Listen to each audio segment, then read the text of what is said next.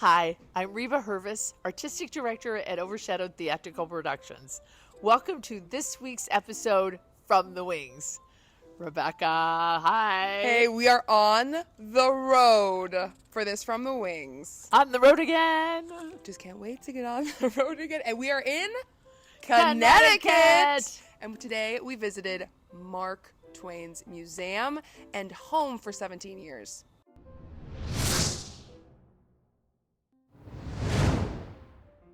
It is really amazing.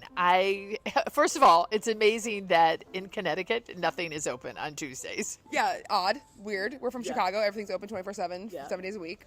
I think it's off season for us, and so it's a little bit, anyway, we're trying to make our own fun. And we're out in nature. Yes. Honestly, Connecticut nature is beautiful. Like, we were flying over. It's so green. It's October, beginning of October. It's beautiful out here. It is beautiful. What did we learn today? What is interesting about this that maybe our viewers would want to know? Yeah, keeping history alive. So I grew up going to a lot of museums, and I actually didn't like it as a kid because I was like, these people are dead, and I don't really care about what they did. Oh. But as an adult, praise God, I really enjoy museums now because I come into it like, what did they give? What did they give to society? And it's very interesting to learn about this man, Mark Twain, who I didn't know that's a pen name. Did you know that Mark Twain was a pen name? I did. Okay. His original name was?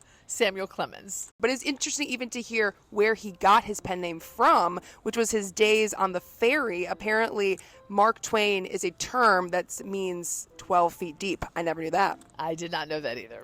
But it was interesting to learn about the man, where he came from originally. Very humble beginnings, very tumultuous up until his 30s, when he finally got married to a woman with a lot of money. And that's actually where he got the home from, was actually the dowry from his wife. So whenever I think of Mark Twain, I think of a man sitting in a beautiful chair, writing some beautiful stories. But really, his life took a lot of sad turns with some of his children, and even like sending him overseas. So it was very interesting to hear the real story of Mark Twain. What about you? Yeah, I totally agree. I think, number one, the house is very ornate. It's out of this world gorgeous, but not in a style that any of us necessarily thought, oh man, I wish I had this house. It was had a designer, Tiffany, come in, and it was definitely all about all the different patterns they could put together, and the windows and the designs and the tile and the wallpaper. I mean, just there was a lot of stuff that didn't necessarily go together, but it's still gorgeous. And it's always interesting to me to see how people lived and the things that they were talking about being the modern inventions of the time. The fact that they had a fireplace that didn't have a chimney coming up, but that it was like, what did they call that? Fluted somewhere else. Yeah. And then the toilets. These modern conveniences that we take so for granted.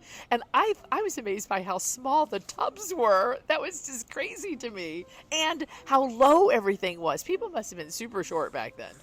Or they just got used to using those kind of amenities. Like, I was even thinking, like, maybe they weren't that short. But I thought it was very interesting, too. Like, just the height of everything. And you also think they were all custom made. Everything is custom made. Like, it's not like you're walking into Home Depot. Like, and they even said the architect took a lot of liberties with their home because they allowed him to. And that's why even, like, their chimneys from the outside, like, were shaped differently than chimneys that you would think of. So I thought it was a very interesting home. And I'm sure they weren't thinking when they were making it, in like 100 years, there's going to be a tour going through my home with a very eccentric man. Right. So we had this tour guide that apparently we paid $5 extra for. I had no idea. So we walk up, and this man's in a suit, and I'm like, wow, very well-dressed tour guide, already bonus points. And he's like, welcome, friends, from, I'm guessing a different time period. I'm like, wow, this guy should get paid extra. For a second, I wasn't sure if he was, like, joking or, like, if he was, like, I don't know. I really didn't know where he was coming from. Found out after the tour that we paid $5 extra, and I 10 out of 10 recommend that. Yes. Because it made the whole experience a lot more fun. We really couldn't ask questions easily because he made sure that we couldn't ask questions from like our modern day viewpoint, but it also kind of put questions in our heads maybe in a different way, and maybe we even thought about the house differently because of that. I don't know. Like, I thought it was very interesting the way that walking through the house through his perspective and hearing his little tidbits of information said in the time period correctness. I thought it was very interesting. Yes, I did too. I I think that the one thing that for me that I enjoyed the most is just revisiting who Mark Twain is, and like looking in the bookstore that they have and finding out all the different books that he wrote. Yeah. His autobiography that is 3 volumes long, and also the fact that he was next door neighbors with Harriet Beecher Stowe. I mean, and then we watched a little film on him, and it turns out that Hartford, Connecticut used to be like one of the United States' most busy, prosperous cities. It had a large publishing company here, and a lot of the famous authors from this day and time like made their home here. So it makes sense that he would come here. I just never knew about that connection. And I think it's fascinating to put, when you find a little bit about the man and the reason he makes decisions the way that he does, then it just makes life so much more interesting.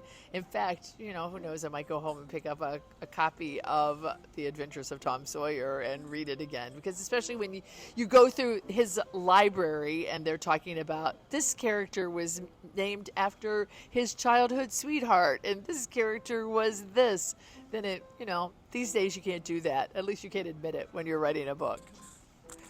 I agree. And I was in a play of Tom Sawyer once, and I had never actually read the entire thing. So I'm also very interested. And it told about his life and how he was actually on the river as a boy, and he hung out with his friends, and he was on a farm. So it really did specifically Tom Sawyer resemble his actual life. And I think that's really special and cool.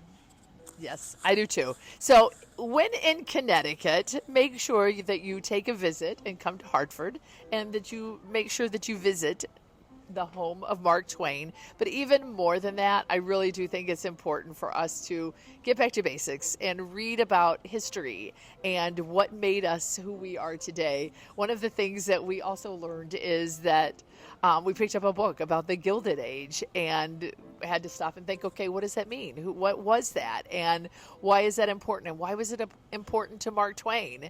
So art is sometimes about education as well. So we challenge you to go out and read Mark Twain. What is your favorite book and what did you learn from it? Until next time, this is just me. And me. Talking to you. From the wings. From Connecticut.